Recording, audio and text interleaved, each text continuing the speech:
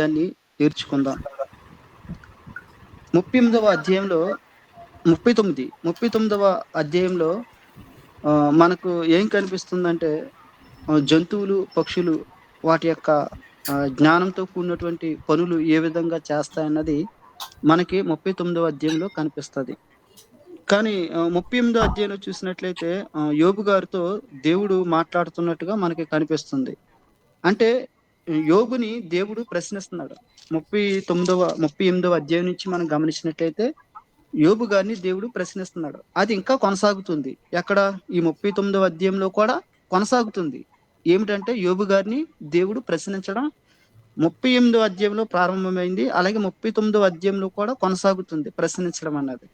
మరి ఎందుకు ప్రశ్నిస్తున్నాడు ఏమిటి అనేది మనకి ఈ యొక్క అధ్యాయంలో చాలా క్లియర్‌గా మనకి అర్థమవుతది. ఇందులో మనం చూసినట్లయితే పక్షులు, జంతువులు వాటి యొక్క పనితీరులు, అందులో దేవుడు ఏ యొక్క జ్ఞానంతో వాటిని ఎలాగ సృష్టించాడనేది చాలా క్లియర్‌గా వాక్యంలో రిఫరెన్స్‌లో మనకి రాయబడింది. ఇక్కడ మనం గమనించినట్లయితే ఈ 39వ అధ్యాయాన్ని ఉపమాలంకారంలో మనం తీసుకునే అవసరం లేదండి. అంటే అక్షరార్థంగానే తీసుకోవాలి. ఎందుకంటే ఇక్కడ ఈ యొక్క పక్షులను బట్టి లేకపోతే ఈ యొక్క దేవుడికి రాసినటువంటి యొక్క జంతువుని బట్టి వేరే వాటిని ఉద్దేశించి దేవుడు ఈ విధంగా పలికాడు, ఈ విధంగా దేవుడు రాశాడు అని ఉపమాలంకారంగా మనం తీసుకోకూడదు. ఇది కేవలం అక్షరార్థంగా దేవుడు ఈ యొక్క మాటలనేది పలికాడు. అంటే ఇప్పుడు బైబిల్‌లో ఈ 39 అధ్యాయంలో ఏవైతే పేర్లు గాడిదంటే గాడిదే, అలాగే కొండ మేక అంటే కొండ మేకే, అలాగే ఆహ్, పక్షిరాజు అంటే పక్షిరాజే, అలాగే గుర్రము అంటే గుర్రమే. అలాగని వేరే వారిని ఉద్దేశించి ఉపమాలంకారంలో మాత్రం ఈ అధ్యాయంలో రాయలేదు. కేవలం దీన్ని అక్షరార్థంగా మాత్రమే యోబు గ్రంథం 39 అధ్యాయాన్ని మనము తీసుకోవాలి. ఇప్పుడు ఆ విధంగా దీన్ని మనం ధ్యానించుకుంటే మన వాక్యం అనేది అర్థమవుతది. ఇప్పుడు మనం చూసినట్లయితే యోబుని దేవుడు ప్రశ్నిస్తున్నాడు. అది 38దో అధ్యాయం నుంచి. అలాగే 39దో అధ్యాయంలో కూడా కొనసాగుతుంది. దేవుడు ప్రశ్నిస్తున్నాడు. ఏమిటి ప్రశ్నిస్తున్నాడంటే సృష్టి యొక్క రహస్యాలు. అలాగే దేవుడు ఈ భూమి మీద సృష్టించినటువంటి జంతువులు, పక్షుల గురించి ప్రశ్నిస్తున్నాడు. ఎవరినంటే యోబు గారిని దేవుడు. ఇక్కడ మనం గమనించినట్లయితే దేవుడు ప్రశ్నిస్తున్నాడు అంటే యోబుకి ఈ యొక్క పక్షుల గురించి, జంతువుల గురించి దేవుడు తెలియజేస్తున్నాడు అంటే యోబుకి ప్రకృతిపరమైనటువంటి జ్ఞానము లేదు. అంటే ప్రకృతిపరమైనటువంటి జ్ఞానము అంటే ఈ ప్రకృతిలోని జీవరాశుల యొక్క సృష్టి యొక్క రహస్యాలనేది యోబు గారికి తెలీదు. ఎందుకంటే మానవుడు సృష్టిని మాత్రం చేయలేదు. అలాగే మృగాల్ని చేయలేదు. అలాగే జంతువుల్ని చేయలేదు, సృష్టించలేదు. అలాగే పక్షుల్ని సృష్టించలేదు. సృష్టించింది ఎవరంటే సృష్టికర్త మన యేసుప్రభు గారు. కాబట్టి అది ఆయనకే తెలుస్తది. కాబట్టి ఈ సృష్టిపరమైనటువంటి రహస్యాలు ఏ విధంగా వాటి యొక్క పనితీరు కానీ, వాటి యొక్క జ్ఞానము గాని, జీవరాశుల యొక్క జ్ఞానం గాని అది వాటి పరంగా అయితే యోబు గారికి లేదు. ఆ లేకపోవడం వల్ల దేవుడు ఇప్పుడు యోబు గారిని ప్రశ్నిస్తున్నాడు ఆ విషయంలో మాత్రం. అదే మనకి ఈ యొక్క అధ్యాయంలో మనకి కనిపిస్తుందనమాట. ఇంతకీ మనం గమనించినట్లయితే ఇప్పుడు మనకి ఈ అధ్యాయంలో ఏమేమి కనిపిస్తున్నాయంటే ఏ జంతువులు కనిపిస్తున్నాయంటే కొండ మేకలు ఒకటి కనిపిస్తాయి. అలాగే లేళ్ళు అంటే జింకలు ఒకటి కనిపిస్తాయి. అలాగే అడవి గాడిద ఒకటి కనిపిస్తది. అలాగే గురిపోతు ఒకటి కనిపిస్తది. అలాగే నిప్పుకోడి కనిపిస్తది. అలాగే గుర్రాలు కనిపిస్తాయి. అలాగే డేగ, అలాగే గ్రద్దలు కనిపిస్తాయి. ఈ కేవలము ఈ 39 అధ్యాయంలో ఇప్పుడు నేను చెప్పినటువంటి ఈ జంతువులు, పక్షులు మాత్రమే కనిపిస్తాయి. అలాగే వాటి పనితీరు దేవుడు ఎంత జ్ఞానంతో వాటిని తయారు చేశాడు, వాటిని ఏ విధంగా సృష్టించాడనేది ఈ యొక్క అధ్యాయంలో రాయబడింది. ఒకటే కొండ మేకలు, అలాగే కొండ మేకలు, అలాగే జింకలు, అడవి గాడిద, అలాగే గురిపోతు, అలాగే నిప్పుకోడి, అలాగే గుర్రాలు, అలాగే గ్రద్ద. వీటి గురించి మాత్రం 39దో అధ్యాయంలో రాయబడింది. దేవుడు వాటిని ఏ విధమైనటువంటి జ్ఞానంతో చేశాడు అనేది క్లియర్‌గా ఇందులో రాయబడిందనమాట. యాక్చువల్లీ మనం చూసినట్లయితే మరి ఈ జంతువుల్ని, పక్షుల్ని దేవుడు ఎందుకు సృష్టించాడు అనేది మనకొక పాయింట్. దేవుడు జంతువుల్ని, పక్షుల్ని ఎందుకు సృష్టించాడు? ఈ జంతువుల్ని, ఈ పక్షుల్ని దేవుడు ఎందుకు సృష్టించాడనేది కూడా మనకి ఆదికాండము మొదటి అధ్యాయము 28దో వచనంలో చాలా క్లియర్‌గా రాయబడింది. అదేమిటంటే దేవుడు వారిని ఆశీర్వదించును. ఎట్లనగా మీరు ఫలించి, అభివృద్ధి పొంది, విస్తరించి, భూమిని నిండించి దాన్ని లోపరుచుకొనుడి. సముద్రపు చేపలను, ఆకాశ పక్షులను, భూమి మీద ప్రాకు ప్రతి జీవిని ఏలుడని దేవుడు వారితో చెప్పెను. దేవుడు పురుషుణ్ణి అలాగే స్త్రీని నిర్మించినప్పుడు అంటే ఆదాము, అవ్వల్ని దేవుడు సృష్టించిన తర్వాత దేవుడు ఇక్కడ ఏం చెప్పాడంటే వారితోటి, వారిరువురితో దేవుడు ఏం చెప్పాడంటే సముద్రము చేపలను, ఆకాశ పక్షులను, భూమి మీద ప్రాకు ప్రతి జీవిని ఏలుడని దేవుడు వారితో చెప్పాడు. అంటే దీనికి అర్థం ఏమిటంటే, జంతువుల్ని, పక్షుల్ని దేవుడు ఎవరి కోసం సృష్టించాడు అంటే మానవుల కోసమే. ఎందుకంటే మానవుల మీద ఉన్నటువంటి ప్రేమ దేవునికి అటువంటిదండి. ఇవన్నీ కూడాను దేవుడు మానవుడి కోసం సృష్టించాడు. చేపలు కావచ్చు, ఆకాశ పక్షులు కావచ్చు, భూమి మీద ప్రాకు ప్రతి జీవి కావచ్చు. అలాగే 30 వచనంలో కూడా అదే రాయబడింది. భూమి మీద నుండి జంతువులన్నిటికిని, ఆకాశ పక్షులన్నిటికిని, భూమి మీద ప్రాకు సమస్త జీవులకును పచ్చని చెట్లనియు ఆహారమగునని పలికెను. మరి ఈ పక్షులు, ఈ చెట్లు, ఈ జంతువులు దేనికంటే ఆహారం కోసం. ఎవరికి ఆహారము అంటే నరులకు, మానవులకు అంత ఇష్టము మానవులంటే దేవునికి. కాబట్టి ఇప్పుడు మనం 39వ అధ్యాయంలో మనకు కనిపిస్తున్నటువంటి జంతువులు, పక్షులు కావచ్చు, ఇవి మనకి ఆహారానికి, అలాగే వినోదానికి కూడాను జంతువులు, పక్షులు అనేది దేవుడు మనకు సృష్టించడం అనేది జరిగింది. ఏదైనా గాని మూలం మానవుడి కోసమే. జంతువులు, పక్షులు సృష్టించింది కేవలం మానవుడి కోసమే. ఇక్కడ మరలా దేవుడు వాటిని సృష్టించి ఏమంటున్నాడు? మొదటి మానవులైనటువంటి వారికి ఏమంటున్నాడు దేవుడు? వీటిని మీరు ఏలండి అంటున్నాడండి. ఏలండి, పరిపాలించండి, వాటి మీద మీరు అధికారం అనేది చూపండి అంటున్నాడు. అంటే అధికారం అయితే మనకుంది. ఏమిటి? జంతువుల మీద, పక్షుల మీద మానవుడికి అధికారం ఉంది. వాటిని ఏలే అధికారము దేవుడు మనకి ఇచ్చాడు. వాటిని పాలించే అధికారం దేవుడు మనకి ఇచ్చాడు. వాటిని మనం ఏమైనా గాని చేసుకోవచ్చు. జంతువులు గాని, ఆకాశ పక్షులు గాని దేవుడు మనకి మొదట్లోనే, సృష్టి ప్రారంభంలోనే అధికారాలన్నీ దేవుడు మనకి ఇచ్చాడు. ఏటి మీద ఆధిపత్యం చెలాయించడానికంటే జంతువుల మీద, పక్షుల మీద ఆధిపత్యం చెలాయించడానికి దేవుడు మనకి పవర్స్ అన్ని కూడా దేవుడు మనకి ఇక్కడ అందజేశాడన్నమాట. ఇక్కడ ఒకటి మనం గమనించాలి. అధికారం అయితే దేవుడు కలగజేశాడు గాని మనకు జంతువుల మీద అధికారం అయితే ఉంది, పక్షుల మీద అధికారం అయితే ఉంది గాని పక్షులను మాత్రం, జంతువులు మాత్రం మానవుడు సృష్టించడు, ఎప్పటికీ సృష్టించలేడు. ఇది పాయింట్ మనం గమనించాలి ముందు. మానవుడు జంతువుల మీద, పక్షుల మీద అధికారం ఉంది. కానీ మానవుడు జంతువుల్ని, పక్షుల్ని సృష్టించలేదు. సృష్టికర్త అయిన వాడు మనకి దేవుడు ఉన్నాడు, యేసు ప్రభు గారు.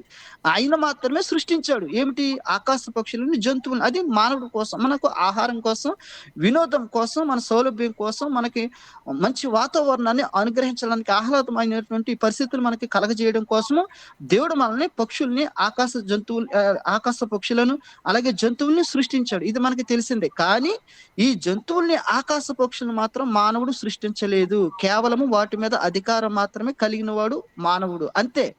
కాబట్టి సృష్టించలేదు. కాబట్టి వాటి యొక్క పనితీరు కావచ్చు, వాటిని ఏ విధంగా దేవుడు ఎటువంటి జ్ఞానంతో సృష్టించాడన్న విషయాలు మానవుడికి తెలియదు. అధికారం అయితే చెలాయించగలడు జంతువుల మీద, ఆకాశ పక్షుల మీద.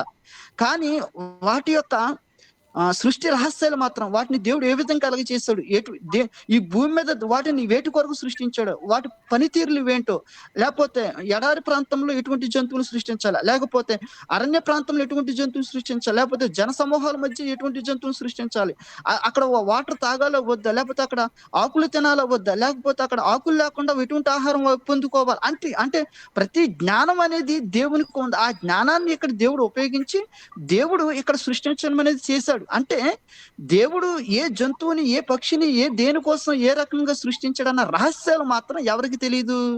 మానవుడికి మాత్రం తెలియదు.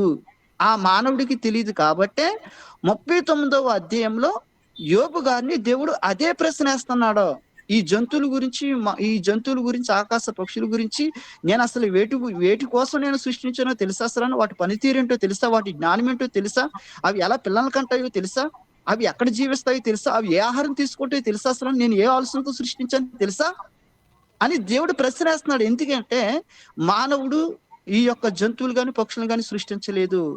ఆధిపత్యం అయితే చెలాయించాడు గాని ఈ సృష్టి రహస్యాలు తెలియదు. కాబట్టి దేవుడు ఏం చేస్తున్నాడు అంటే యోబు గారితో ప్రశ్నిస్తున్నాడు అన్నమాట. ఇది అసలైనటువంటి మరి ఇక్కడ మనకి సందర్భము.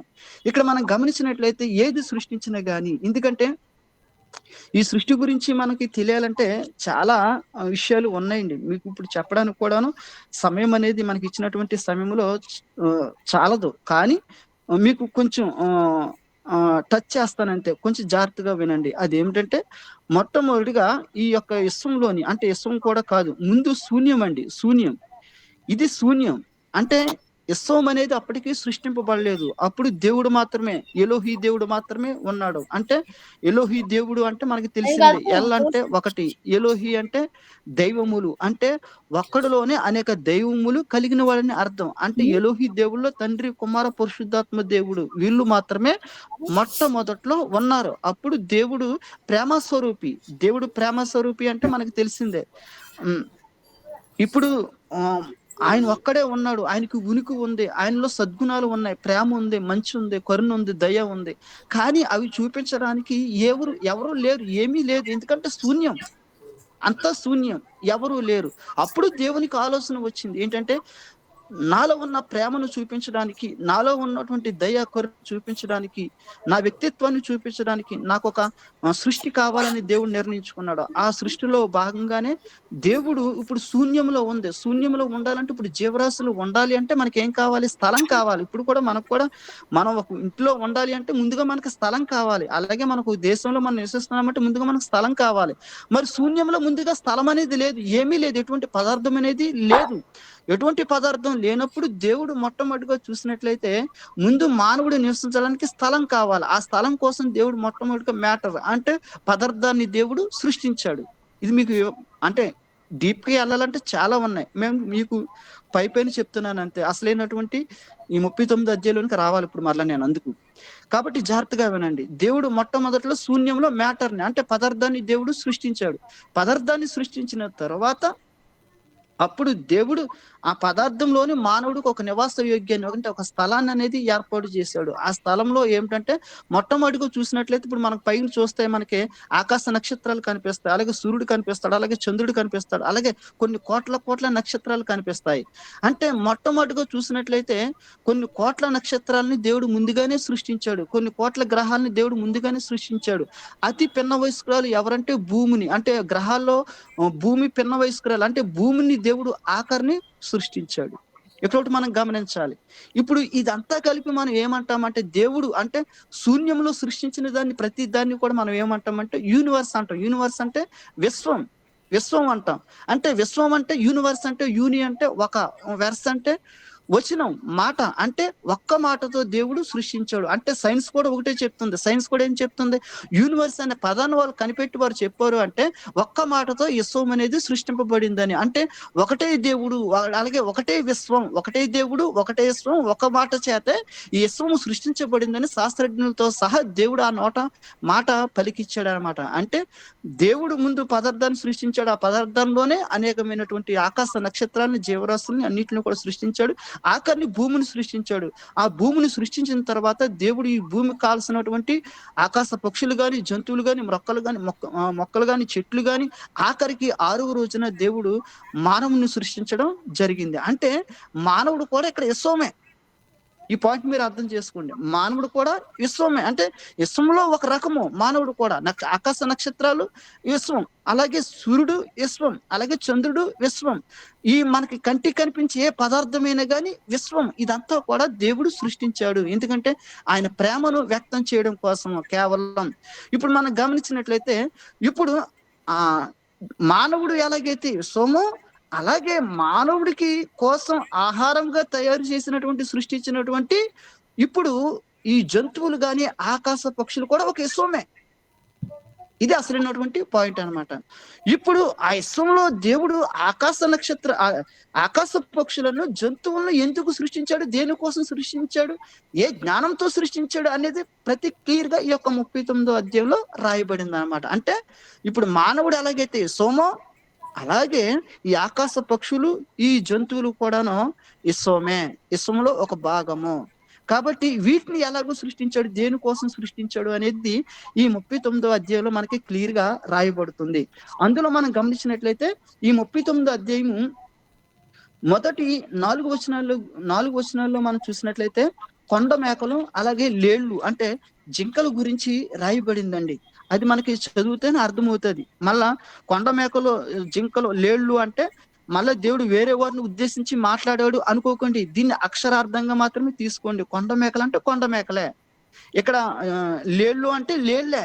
అంటే దేవుడు వాటిని ఎలాగూ సృష్టించాడో, వాటిని పిల్లల్ని ఎలాగూ కంటాయో, అలాగే వాటిని దేవుడు ఎలాగూ పెంచుతున్నాడో, అవన్నీ దేవుడు చాలా క్లియర్‌గా ఎడారి ప్రాంతంలో వాటిని ఎలాగ పెంచి పోషిస్తున్నాడో, వాటిని ఏ ఒక్క జ్ఞానంతో చేశాడు అన్నది దేవుడు ఇక్కడ రాయడం అనేది జరిగిందనమాట. అలాగని వేరే వారిని ఉద్దేశించి మాత్రం కాదు. కొండ మేకలని దేవుడు ఏ విధంగా సృష్టించాడనేది రాశాడు. అలాగే ఆహ్, లేళ్ళు, అలాగే జింకలు ఏ విధంగా దేవుడు దాన్ని తయారు చేశాడన్నది దేవుడు ఇక్కడ పలికాడనమాట. అలాగే నెక్స్ట్ 5-8 వచనంలో మనం చూసినట్లయితే అడవి గాడిద గురించి రాయబడిందండి. ఎవరి గురించండి? అడవి గాడిద. ఈ అడవి గాడిద గురించి మనం చూసినట్లయితే మనకి ఆదికాండము 16వ అధ్యాయంలో మనకి క్లియర్‌గా కనిపిస్తుంది. ఇష్మాయేల్‌ని దేవుడు అడవి గాడిదతో పోల్చాడండి. 16వ అధ్యాయం ఆదికాండం 16 అధ్యాయం 12వ వచనం. అతడు అడవి గాడిద వంటి మనుషుడు. అతని చెయ్యి అందరి చేతులు అందరికిని విరోధముగా ఉండును. దీనికి అర్థం ఏమిటంటే అడవి గాడిద వంటి మనుషుడు అంటే ఏమిటి? అడవి గాడిద యొక్క లక్షణాలు ఏంటనేది, ఏ లక్షణాలతో సృష్టించాడు అన్నది మనకి 5-8 వచనంలో మనకి చాలా క్లియర్‌గా రాయబడింది. ఇప్పుడు మరి అడవి గాడిద దాని యొక్క లక్షణాలు ఏమిటంటే వాక్యంలో క్లియర్‌గా రాయబడింది. అడవి గాడిద యొక్క లక్షణాలు ఏమిటంటే, అడవి గాడిద అనేది కఠిన పరిస్థితుల్లో కూడా అంటే స్వేచ్ఛగా ఉండే ప్రాంతాల్లో తన యొక్క జీవనాన్ని సాగించడమే కాకుండా ప్రతికూల పరిస్థితులు వచ్చినప్పుడు, కఠిన పరిస్థితులు వచ్చినప్పుడు, అలాగే విపత్కర పరిస్థితులు వచ్చినప్పుడు అది ఎలాగూ జీవించాలో, ఎలాగూ బ్రతకాలో కూడా అడవి గాడిదలకి దేవుడు నేర్పాడు. అలాగే వాటిని ఆ యొక్క జ్ఞానంతో తయారు చేశాడండి. అది అసలైనటువంటి పాయింట్. అలాగే ఇష్మాయేలును కూడా అడవి గాడిద వంటి మనిషి అని దేవుడు ఎందుకన్నాడు అంటే, ఎడారి ప్రాంతంలో కూడా, అలాగే విపత్కర పరిస్థితుల్లో కూడా, కఠిన పరిస్థితుల్లో కూడా ఎలాగూ జీవించాలి, ఎలాగూ బ్రతకాలి, ఎలాగో స్వాతంత్రంగా, స్వేచ్ఛ, ఆనందంగా, సంతోషంగా ఎలాగ జీవించాలి అన్న విధంగా దేవుడు ఇష్మాయేలు సంతానాన్ని అభివృద్ధి చేస్తానని దేవుడు అక్కడ చెప్పాడనమాట. అది అసలైనటువంటి పాయింట్. ఇక్కడ మనకి 6వ వచనంలో కనిపిస్తుంది. నేను అరణ్యమునకు దాని ఇల్లుగాను, ఉప్పు పర్రను దాని నివాస స్థలముగాను నియమించి తిని. అంటే అరణ్య ప్రాంతంలో అనేది ఆహారం దొరకదు.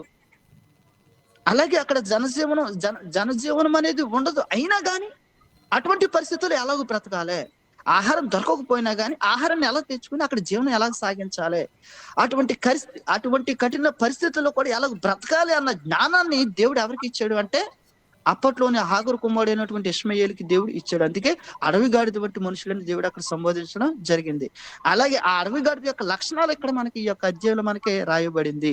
ఉప్పు పర్ర అంటే మనకు అర్థం ఏమిటంటే ఉప్పు నేల అంటే అర్థం ఏంటి ఇంకా మీకు క్లియర్‌గా అర్థమయ్యేలాగా చెప్పాలంటే బంజరు నేల అంటే ఇంకా మీకు అర్థమయ్యేలాగా చెప్పాలంటే ఈ యొక్క బంజరు నేల అనేది పొడిగా ఉంటది. నీరు శాతం ఉండదు. నీటి శాతం ఉంటేనే అక్కడ మొక్కలు గాని, చెట్లు గాని బ్రతకడానికి అవకాశం ఉంటది. కానీ అక్కడ పొడి నేల ఉంటది. నీరు శాతం ఉండదు. నీరు శాతం లేనప్పుడు మొక్కలు బతకవు. ఒకవేళ చిన్న మొక్కలు బతికినా గాని అవి మరలా చచ్చిపోతాయి, బ్రతకవు. ఎడారి ప్రాంతం లాగా ఉంటదన్నమాట. మరి అటువంటి ప్రాంతంలో ఎలా బ్రతకాలో దేవుడు ఇష్మాయేలుకి చెప్పాడు. దేవుడు అంత జ్ఞానం ఇచ్చాడు. అలాగే అడవి గాడిదకు కూడా దేవుడు అదే లక్షణాలతో దేవుడు అక్కడ సృష్టించడం అనేది చేశాడనమాట. అంటే ఎడారి ప్రాంతంలో కూడా, అలాగే బంజరు భూముల్లో కూడా ఆహారాన్ని ఎలా తెచ్చుకోవాలి, ఎలా తెచ్చుకుని తిని బ్రతకాలో దేవుడు అట్టి విధమైనటువంటి జ్ఞానంతో కూడినటువంటి అడవి గాడిదని ఇక్కడ దేవుడు తయారు చేయడం అనేది, సృష్టించడం అనేది జరిగిందనమాట. నెక్స్ట్ ఇంకో జంతువు దేవుడి గురించి దేని గురించి రాశాడంటే గురుపోతు గురించి రాశాడండి. గురుపోతు గురించి మనకి ఎక్కడ కనిపిస్తుంది అంటే 9-12 వచనాలు మనకి గురుపోతు గురించి మనకి కనిపిస్తుంది. ఈ గురుపోతు అన్నదే ఏమిటంటే అడవి ఎద్దు అండి. గురుపోతు అంటే ఏంటంటే అర్థం ఏమిటంటే అడవి ఎద్దు. అప్పట్లోని అంటే క్రీస్తు శకం 16వ శతాబ్దం ముందు కూడాను అడవి ఎద్దులు ఎక్కువగా ఉండేయండి. రాను ఇప్పటికైతే అడవి ఎద్దులు అంతరించిపోనియండి. అలాగే క్రీస్తు శకం 16వ శతాబ్దం ముందైతే అడవి ఎద్దులు చాలా ఉన్నాయండి. అవి ఏంటంటే అడవుల్లోని బ్రతుకుతూ, అలాగే స్వాతంత్రాలుగా జీవిస్తూ వాటి జీవనాన్ని సాగించేవండి. కానీ 16వ శతాబ్దం తర్వాత రాను ఈ యొక్క అడవి ఎద్దులు అనేది అంతరించిపోవడం జరిగింది. వాటిని యొక్క లక్షణాలు ఏంటి, ఏ విధంగా సృష్టించాడు అన్నది మనకి చాలా క్లియర్‌గా ఇందులో రాయబడింది. నెక్స్ట్ నిప్పుకోడి. నిప్పు కోడి అండి. మన ఇంగ్లీష్ బైబిల్‌లో చూసినట్లయితే ఇది ఆస్ట్రిచ్ కోడి అని రాయబడింది. అలాగే మనకి ఉష్ణపక్షి అని కూడా మనకి రాయబడిందండి. కానీ ఈ నిప్పు కోడిని అంటే ఈ యొక్క ఉష్ణపక్షిని దేవుడు ఏ విధంగా సృష్టించాడంటే 17 వచనంలో చూసినట్లయితే దీని గురించి మనకి 13-17 వచనాలు దీని గురించి రాయబడింది. ఈ యొక్క నిప్పు కోడి గురించి. ఇప్పుడు అందులో 17 వచనంలో చూసినట్లయితే దాన్ని తెలివిలేని దానిగా సృష్టించాడంటండి. దేవుడు చాలా క్లియర్‌గా రాసిపెట్టాడు. దేవుడు దాన్ని తెలివిలేని దానిగా చేసెను. దేన్నండి? ఈ నిప్పు కూడానంటండి. అలాగే ఉష్ణపక్షి కూడా అంతేనండి. ఉష్ణపక్షి అనుకుంటదంట, అది శత్రువుల బారి నుంచి తప్పించుకోవడానికి అదేం చేస్తదంటే, ఎడారి ప్రాంతంలోని నేలను తవ్వుతదండి. నేలను తవ్వి అదేం చేస్తదంటే తన తలని ఏం చేస్తదంటే ఆహ్, ఎనకాల పరిగెత్తిస్తున్నటువంటి ఆ యొక్క శత్రువుని అంటే ఆ యొక్క జంతువుని బారి నుంచి తప్పించుకోవడానికి ఏం చేస్తదంటే తనను తాను రక్షించుకోవడం కోసము తన యొక్క నేలని తవ్వుతదండి. ఆ నేలను తవ్వినప్పుడు ఏం చేస్తదంటే నేల తవ్వగానే వెంటనే ఏం చేస్తదంటే తన తలకాయని దాచుకుంటదండి. తన తలకాయని దాంట్లో దాచుకున్నా గాని కాళ్ళు మాత్రం పైకి కనిపిస్తాయండి. అంటే అదేమనుకుంటదంటే నేను సేఫ్టీ జోన్‌లోనే ఉన్నాను. నేను రక్షింపబడ్డాను. నేను శత్రువు కనిపించనని ఉంటదండి. కానీ తన పై యొక్క దేహం కనిపించడం వల్ల ఆ వస్తున్నట్టు ఎనకాల వచ్చినటువంటి శత్రువు దాన్ని వెంటనే కనిపెట్టి వెంటనే తినేయడం అనేది జరుగుతది. అంటే తెలివి లేని దానిగా అంటే దేవుడు కొన్ని జంతువుల్ని, కొన్ని పక్షుల్ని తెలివైన వాటిగా, కొన్ని పక్షుల్ని తెలివి లేని దానిగా సృష్టించాడు. ఏదైనా గాని దేవుని చేతిలో పాత్ర ఉంది. ఆ పాత్రని దేవుడు ఏ విధంగానే గాని దేవుడు మలచొచ్చు, చేయొచ్చు. అది దేవుని యొక్క ఇష్టము. అదే చెప్తున్నాడు. నేను దేన్ని ఏ విధంగా చేశానో నీకు తెలుసా? అని యోబు గారితో దేవుడు ప్రశ్నిస్తున్నాడనమాట. నేను దేనికోసం సృష్టించానో తెలుసా? అయినా గాని దాన్ని నేను తెలివిలేని దానిగా నేను సృష్టించాను. ఆ విధమైనటువంటి ప్రశ్నలు దేవుడు యోబు గారికి అంటే ఈ ప్రకృతి పరమైనటువంటి సృష్టిపరమైనటువంటి జ్ఞానం ఎవరికి లేదంటే యోబు గారికి లేదు. అది దేవుడు యోబు గారికి తెలియజేయడానికి ఇక్కడ ప్రయత్నం చేస్తున్నాడనమాట. అదే యోబు గారికి సామాన్యమైనటువంటి జ్ఞానం ఉంది. సార్వత్రిక జ్ఞానం అనేది ఉంది. అది లేదని చెప్పడం లేదు. అది ఉంది. కానీ సృష్టిపరమైనటువంటి రహస్యాలనేది తెలీదు. కానీ దేవుడు మాత్రం ఆ జ్ఞానం కూడా యోబు గారికి తెలియజేయడానికి ఇక్కడ ప్రయత్నం చేస్తున్నాడనమాట. అది మనకి కనిపిస్తది. నెక్స్ట్ మనకి ఇంకేం కనిపిస్తదంటే 18-25 వచనాలు మనకు చూసినట్లయితే గుర్రాలు కనిపిస్తాయండి. గుర్రాల గురించి మనకు తెలిసిందే. ఈ గుర్రాలు ఎటువంటి జ్ఞానంతో ఉంటాయి? గుర్రాలను ఇప్పుడు ఏ విధంగా వాడుకుంటున్నారు? ఇప్పుడైతే తక్కువగా వాడుకుంటున్నారు. కానీ ఇప్పటికి వాడుతున్నారండి. ఇప్పటికి దేనికి వాడుతున్నారంటే యుద్ధాల్లో అలాగే సైనికులు ఇప్పుడు కూడా వాడుతున్నారు. మన భారత సైన్యంలో కూడా కొన్ని వేల గుర్రాలు ఉన్నాయండి. అలాగే ఇతర దేశాల్లో రష్యా దేశంలో కూడా ఇప్పటికి కూడా కొన్ని వేల గుర్రాలు ఉన్నాయండి. అలాగే అమెరికా దేశంలో వాటి యొక్క సైన్యంలో కూడా కొన్ని వేల గుర్రాలు ఉన్నాయి. అలాగే ఇప్పుడు ట్రెండ్ అలాగే మ్యారేజెస్ లో కూడాను గుర్రాల్ని ఉపయోగిస్తున్నారండి. అంటే ఇప్పటికంటే ఇప్పుడైతే సైన్యంలో వాడుతున్నారో కానీ అప్పట్లో మన పూర్వంలో చూసినట్లయితే గుర్రాల్ని ప్రతి ఒక్కరు కూడా పెంచుకునేవారు. ప్రయాణాలకు పెంచుకునేవారండి. అది ఎప్పటి నుంచి అంటే సొలొమోన్ గారి కాలం తర్వాత. అంటే సొలొమోన్ గారి కాలం కంటే ముందు వేటిని ప్రయాణాలకు ఉపయోగించుకునేవారంటే గాడిదను ఉపయోగించుకునేవారండి. మనం న్యాయాధిపతుల గ్రంథాన్ని చదివితే మనకు చాలా క్లియర్‌గా అర్థమవుతది. అక్కడ ఉన్నటువంటి న్యాయాధిపతులు గాని, ఎవరైనా గాని మనం చూసినట్లయితే ప్రయాణాలకి అధిపతులు గాని, అధికారులు గాని ఎక్కువగా రాజులు దేన్ని ఉపయోగించేవారంటే గాడిదలను ఉపయోగించారు. గాడిదలను ఉపయోగించిన తర్వాత సొలొమోన్ గారి కాలం తర్వాత గాడిదల ప్లేస్‌లో ఏమొచ్చినాయంటే గుర్రాలు వచ్చినాయండి. తర్వాత గుర్రాలు విరివిగా ఉపయోగించడం మొదలుపెట్టారు రాజులు సైతం. అప్పుడు గుర్రాలు వచ్చిన తర్వాత గాడిదలు పడిపోయినాయి. వాటి యొక్క స్థానం అనేది తగ్గిపోయింది. ఆ స్థానం తగ్గిపోవడం వల్ల యేసుక్రీస్తు గారి కాలం అలాగే మిగతా కాలంలోకి వచ్చేటప్పట్లోకి గాడిదలను ఎవరు ఉపయోగించేవారంటే పేదవారు, లేనివారు మాత్రం ఉపయోగించారు. ఇప్పుడు గుర్రాలు వచ్చిన తర్వాత. గాడిదల ప్లేస్‌లో గుర్రాలు ఎప్పుడైతే వచ్చాయో గాడిదల యొక్క స్థాయి తగ్గిపోయింది. గాడిదలను ఎవరు ఉపయోగించేవారంటే పేదవారు ఉపయోగించేవారు. గుర్రాలను ఎవరు ఉపయోగించేవారంటే రాజులు ఉపయోగించేవారండి. ఆ రాజులు కూడాను సైన్యంలో ఉపయోగించేవారు. మరి సైన్యంలో ఉపయోగించగానే యుద్ధ గంట మోగ్గానే గుర్రం పరిగెడుతుందంటే దానికి ఆ లక్షణాలు, ఆలోచన అనేది ఎవరు రప్పించారు? దేవుడే రప్పించాడు. అదే వచనంలో మనకి క్లియర్‌గా రాయబడుతుంది. 18-25 వచనాలు చదివితే యుద్ధ గంట మోగ్గానే యుద్ధానికి సన్నద్ధమవుతుందంటే ఆ గుర్రానికి ఆ జ్ఞానాన్ని, ఆ తెలివితేటలను ఎవరిచ్చారంటే నేనే ఇచ్చాను అని. ఇది నీకు తెలుసా? ఈ విషయం నీకు అసలు తెలుసా? గుర్రాలను ఎందుకు సృష్టించానో? యుద్ధం గంట మోగ్గానే అవి ఎందుకు పరిగెడుతున్నాయో తెలుసా? వాటి వాసన చూడగానే యుద్ధ భూమిలోకి వెళ్ళగానే అవి ఎందుకు పోరాడుతున్నాయో తెలుసా? అని యోబు గారిని దేవుడు ప్రశ్నిస్తున్నాడు. అంటే నేను వేటి కోసం దేన్ని సృష్టించాను అన్నది దేవుడు చాలా క్లియర్‌గా ఇక్కడ చెప్పడం అనేది జరిగిందనమాట. అలాగే మిడతలు కూడా అందులో 20 వచనాలు మనకు కనిపిస్తాయి. మిడతల గురించి మనకి తెలిసిందే. నెక్స్ట్ ఆఖరిగా మాట 26-30 వచనాలు. ఈ యొక్క వచనాలు మనం చూసినట్లయితే డేగ, పక్షిరాజు. పక్షిరాజు అంటే ఇక్కడ మనం గమనించినట్లయితే ఇది ఉపమాలంకారం కాదండి. పక్షిరాజు అంటే గ్రద్దండి. మనం చూసినట్లయితే ఆ గ్రద్దని ఎందుకు సృష్టించాడన్నది, అలాగే ఆ గ్రద్ద తన గూడు ఎక్కడ కట్టుకుంటదన్నది, అలాగే అది ఆకాశంలో ఎంత ఎత్తుకు ఎగురుతదన్నది, ఎంత ఎత్తులో తన యొక్క గుడిని నిర్మించుకుంటాది. దానికి ఆ తెలివితేటలు ఎవరిచ్చారు? అంత జ్ఞానం ఎవరిచ్చారు? ఇదంతా నేనే కదా! అని దేవుడు యోబు గారిని ఇక్కడ ప్రశ్నించడం మొదలుపెట్టాడనమాట. అంటే ఇక్కడ మనకు కనిపిస్తున్నటువంటి ఈ యొక్క అధ్యాయంలో కనిపిస్తున్నటువంటి కొండ మేకలు, లేళ్ళు, జింకలు, అడవి గాడిద, అలాగే గురిపోతు అంటే అడవి ఎద్దు, అలాగే నిప్పుకోడి, అలాగే గుర్రాలు, అలాగే డేగ, పక్షిరాజు, ఇవన్నీ కూడాను దేవుడు మానవుల కోసం, అలాగే ఈ సృష్టిలోని మనం అనుభవించడం కోసం మన ఆహారానికి, అలాగే మన వినోదానికి, మనకు ఆహ్లాదకరమైన వాతావరణాన్ని కలిగించడానికి వీటిని సృష్టించాడు. దాన్ని వాటి పనితీరులు బట్టి వాటి యొక్క జ్ఞానంతో దేవుడు వాటిని సృష్టించాడు. అవన్నీ నీకు తెలుసని యోబు గారిని ఇక్కడ దేవుడు ప్రశ్నించడం ఈ యొక్క 39 అధ్యాయంలో మనకి కనిపిస్తుందన్నమాట. ఇదే ఈ యొక్క అధ్యాయం యొక్క సారాంశం. దేవుడి చిన్న మాటలు దేవుడు దీవించును గాక. ఆమేన్. ప్రార్థన చేసుకుందాం. అందరూ మీ మీ స్థలాల్లో కొండ్లు మూసుకోండి. మహాపరిశుద్ధుడు, మా ప్రియ పరలోకపు తండ్రి, నీ మహోన్నతమైన, శ్రేష్టమైన, ఘనమైన నామమునకు వందనములు, స్తోత్రములు చెల్లించుకుంటున్నాము తండ్రి. మరి ఈరోజు తండ్రి, మరి యోబు గ్రంథము 39 అధ్యాయంలో మాకు క్లియర్‌గా నీ యొక్క వాక్యమును మాకు నేర్పించినందుకు నీకు మా వందనములు చెల్లించుకుంటున్నాము తండ్రి. మరి ఈరోజు తండ్రి, నీ యొక్క వాక్యానుసారంగా తండ్రి, మేము జీవించే భాగ్యాన్ని మాకు అనుగ్రహించండి. మానవుడి మీద నీకున్నటువంటి ప్రేమ తండ్రి ఎంత విలువైనదో. ఎందుకంటే ఆకాశ పక్షులను, జంతువులను ఎందుకు సృష్టించాను, వాటి మరి పనితీరు, వాటి ఏ పని చేయాలి చక్కగా తండ్రి వివరింపజేసి మా కోసం ఇవన్నీ చేసినట్టుగా మాకు తెలియజేసినందుకు నీకు మా వందనములు చెల్లించుకుంటున్నాము తండ్రి. మరి అలాగే తండ్రి, ఈ రోజున గ్రూప్‌లో ఎవరైతే పాల్గొన్న ప్రతి ఒక్కరిని కూడా దీవించండి, ఆశీర్వదించండి. వారి యొక్క కుటుంబాలని మరి జ్ఞాపకం చేసుకోండి. వారి రక్త సంబంధాలను జ్ఞాపకం చేసుకోండి తండ్రి. మరి ప్రతిరోజు తండ్రి ఈ విధంగానే ప్రతి ఒక్కరు గ్రూప్‌లో పాల్గొని మరి వారి తండ్రి నీ యొక్క దీవెనలు, ఆశీర్వాదాలు పొందుకునేలాగానే చేస్తామని మేము నమ్ముచున్నాము తండ్రి. మరి అలాగే తండ్రి, ఈ యొక్క గ్రూప్‌లోని ఎవరైతే బలహీనంగా ఉన్నారో, ఎవరైతే అనారోగ్యంతో బాధపడుతున్నారో, అలాగే ఎవరైతే తండ్రి వారి యొక్క కుటుంబ సమస్యలతో బాధపడుతున్నారో, ఎవరైతే ఆర్థిక పరిస్థితులతో బాధపడుతున్నారో వారందరినీ కూడా మీరు జ్ఞాపకం చేసుకుని తండ్రి, ఈ గ్రూప్‌లో పాల్గొన్న ప్రతి ఒక్కరికి కూడా ఎటువంటి సమస్య అనేది లేకుండా ధైర్యంతోటి, ఆశీర్వాదాలతో నింపుతావని మేము నమ్ముచున్నాం తండ్రి. అలాగే ఈ గ్రూప్‌ని ముందుండి నడిపిస్తున్నటువంటి మరి గణేష్ గారిని దీవించండి, ఆశీర్వదించండి తండ్రి. ఆ బిడ్డ కుటుంబాన్ని మీరు జ్ఞాపకం చేసుకోండి. వారి తల్లి గారిని, అలాగే తండ్రి ఆ బిడ్డ చేస్తున్నటువంటి మరి ఉద్యోగం ఇంకాను అభివృద్ధి పరచండి తండ్రి. ఈ బిడ్డ ఇంకా గ్రూప్‌ని తండ్రి ఇంకా అనేక విధాలుగా తండ్రి అభివృద్ధి చేసే జ్ఞానాన్ని, తెలివితేటను ఆ బిడ్డకు మీరు అనుగ్రహిస్తారని మేము నమ్ముచున్నాం తండ్రి. ఈ యొక్క గ్రూప్‌లో పాల్గొన్న ప్రతి ఒక్కరిని మీరు దీవించి ఆశీర్వదిస్తారని నమ్ముచు యేసు పరిశుద్ధ నామములో అడిగి వేడుకొనుచున్నాము పరమ తండ్రి. ఆమేన్. పరలోకమందున్న మా తండ్రి, నీ నామం పరిశుద్ధపరచబడును గాక, నీ రాజ్యం వచ్చును గాక.